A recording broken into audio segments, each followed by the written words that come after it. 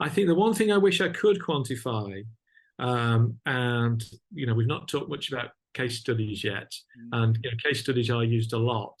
Um, and the one thing that case studies are particularly good at is describing turning points that people experience. Okay.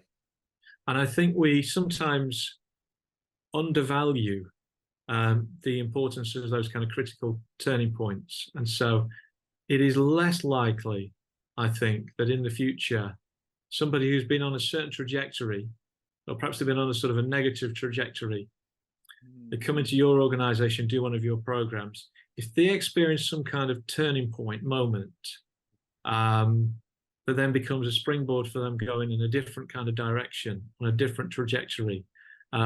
I think those are the things that I really love to see singled out in a case study.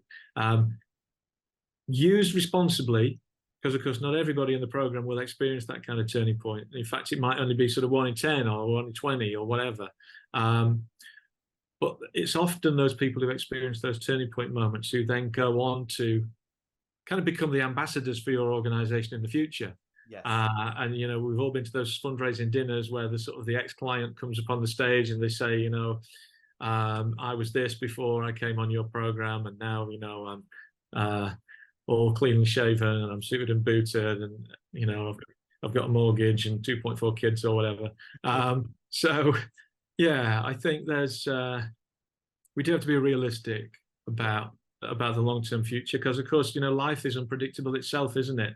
Somebody could be doing perfectly well and through no fault of their own, then 5 years down the line something gets thrown at them that's difficult to cope with, and they relapse in some kind of way, and that's nobody's fault really.